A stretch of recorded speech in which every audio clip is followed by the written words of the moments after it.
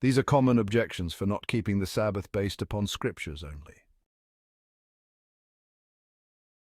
Objection. The Sabbath is a physical thing. Answer: yes, it is. So is your neighbor's wife, his property, and even his life. Nevertheless, the unlawful treatment of any of these constitutes sin. Scripture does not distinguish between physical and spiritual transgressions. Objection. Mark chapter 7, verses 21 to 22, enumerates 13 sins, and not one of them is Sabbath breaking. Answer: just because a sin is not explicitly mentioned in a specific passage, like Mark chapter 7, verses 21 to 22, does not negate its validity.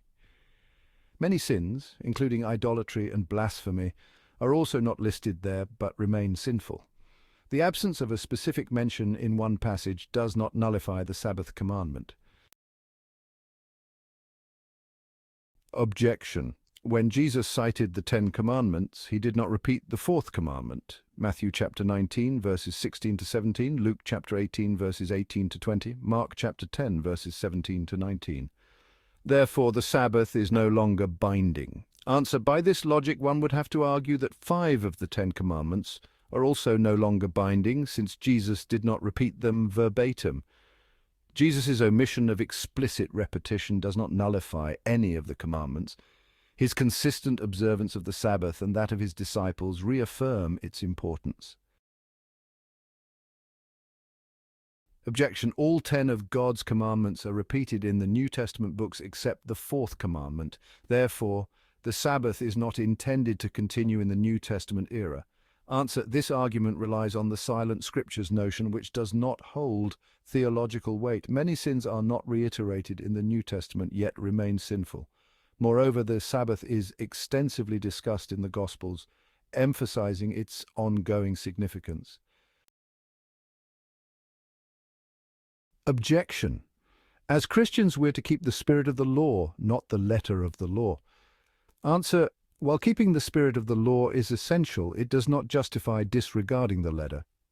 Jesus clarified that adherence to the Spirit extends beyond mere avoidance of literal actions, as seen in his teachings on adultery and murder. Keeping the Sabbath involves both its spiritual essence and its literal observance. Objection. As Christians, we are under grace and thus aren't supposed to keep the Sabbath. Answer: grace does not grant permission to disregard God's commandments. The New Testament affirms the validity of God's law, including the Sabbath, as exemplified by Paul's teachings and the early Christians' observance. Grace signifies forgiveness, not a license to ignore God's commandments.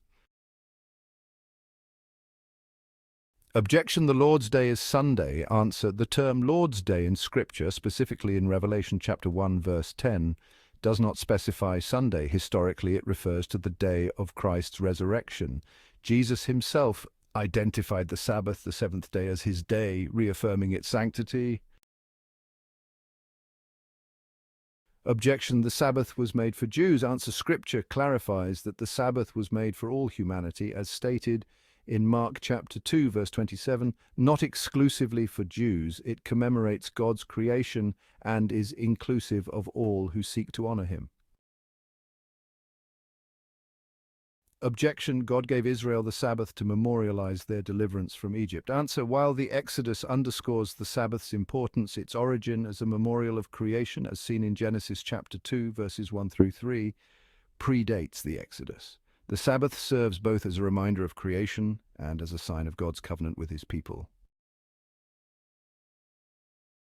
These responses address common objections to keeping the Sabbath, emphasizing biblical continuity and the spiritual and moral significance of observing God's commandments.